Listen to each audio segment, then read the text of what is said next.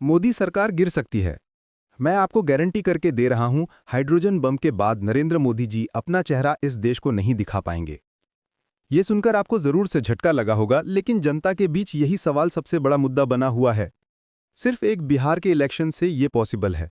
बिहार में विधानसभा चुनाव को लेकर सरगर्मी तेज हो गई है। चुनाव आयोग द्वारा तैयारियों को अंतिम रूप देने का काम अब अपने अंतिम पड़ाव पर है। तो ये कैसे हो सकता है, और क्या सच में मोदी सरकार गिरने वाली है? तो आइए दोस्तों जानते हैं कि किस तरह मोदी सरकार खतरे में है, या सिर्फ ये एक अफवाह है। इतिहास गवाह है कि कोई भी गठबंधन सरकार चाहे कितनी ही मजबूत क्यों न लगे, पल भर में गिर सकती है।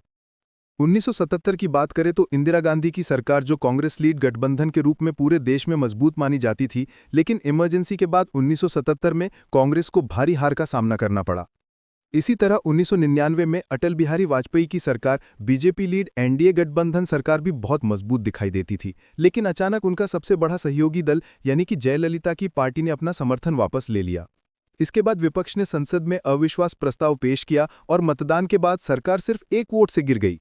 और अब 2024 में बीजेपी लीड एनडीए की सरकार बनी हुई है। इस चुनाव में बीजेपी ने 240 सीट्स जीती और कांग्रेस मात्र 99 सीट्स पर सिमट गई। अब देखो, सरकार बनाने के लिए कम से कम 272 सीट्स चाहिए होती है, जो ना तो बीजेपी के पास थी और ना कांग्रेस के पास थी। अब अगर किसी पार्टी को पूर्ण बहुमत ना मिले तो वो गठबंधन सरकार बना सकती है। तो बीजेपी के साथ आते हैं नीतीश कुमार 12 सीट्स के साथ, चंद्रबाबू नायडू 16 सीट्स के साथ और चिराग पासवान 5 सीट के साथ। और ऐसे कुछ पार्टीज मिलकर एनडीए गठबंधन के पास टोटल 293 सीट्स हो जाती है और थर्ड टाइम मोदी सरकार बनती है।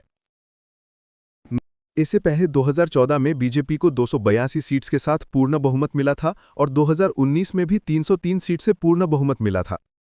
और अब 2024 में गठबंधन सरकार है, और गठबंधन सरकार में अगर कोई पार्टी अपना समर्थन वापस ले लेती है और अगर पूर्ण बहुमत ना मिले यानी 272 सीट्स नहीं रहे, तो सरकार गिर भी सकती है।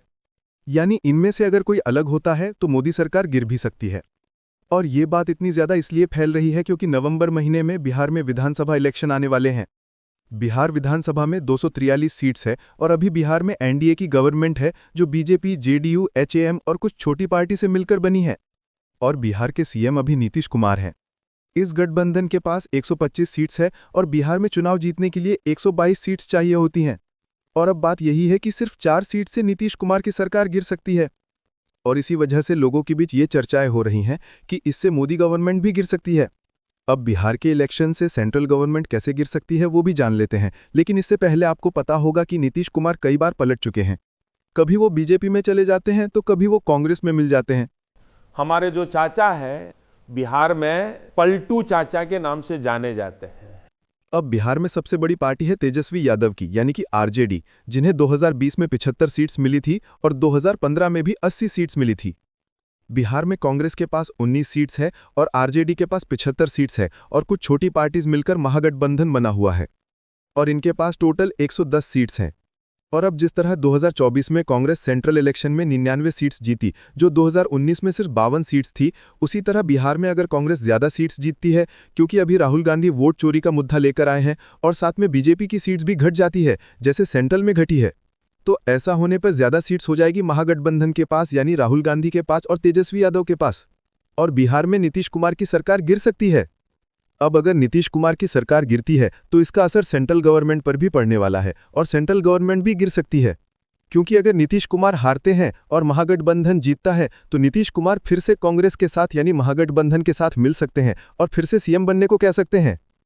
हमारे जो चाचा है बिहार में पलटू चाचा के नाम से जाने जाते हैं और राहुल गांधी ऐसा भी कर सकते हैं, क्योंकि अगर नीतीश कुमार को वो सीएम बनाते हैं तो नीतीश कुमार सेंट्रल गवर्नमेंट की 12 सीट्स उनको मोदी गवर्नमेंट से निकालकर राहुल गांधी को दे देंगे, तो मोदी सरकार के पास 281 सीट्स बचेगी और चंद्रबाबू नायडू के पास 16 सीट्स है। और किसी तरह राहुल गांधी कैसे भी करके चंद्रबाबू नायडू को मना लेते हैं या फिर पीएम बनने का भी कह दें, और अगर चंद्रबाबू नायडू अपनी 16 सीट्स के साथ राहुल गांधी के साथ मिल जाते हैं तो नरेंद्र मोदी के पास अब सिर्फ 265 सीट्स बचेगी और सेंट्रल के अंदर सरकार गिर जाएगी। और अगर बीजेपी गिरती है तो एकनाथ शिंदे भी इंडिया अलायंस में आ सकते हैं, क्योंकि एकनाथ शिंदे के पास 7 सीट्स हैं। इसके बावजूद इन्हें महाराष्ट्र का सीएम नहीं बनाया जाता है, ये अभी महाराष्ट्र के डेप्यूटी सीएम हैं, और अगर ये कांग्रेस में आते हैं तो इन्हें सीएम पद भी दिया जा सकता है।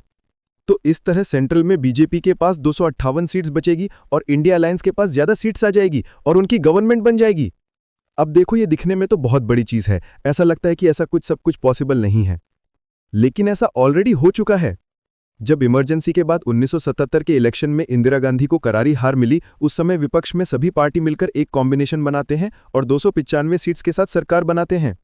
इसमें भारतीय जनसंघ, भारतीय लोकदल और सोशलिस्ट जैसी पार्टीज मिलकर इलेक्शन जीतते हैं और 24 मार्च 1977 में मोरारजी देसाई को पीएम बनाते हैं। इसमें भारतीय दल के पास टोटल 60 सीट्स थी और पार्टी में कुछ झगड़े होते रहे और पार्टी तोड़फोड़ में फंस गई।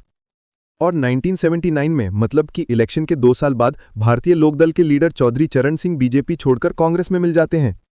कांग्रेस के पास उस समय 154 सीट्स थी और भारतीय लोकदल के पास 60 सीट्स थी, और ये दोनों मिल भी जाती है तो भी 214 सीट्स होती है।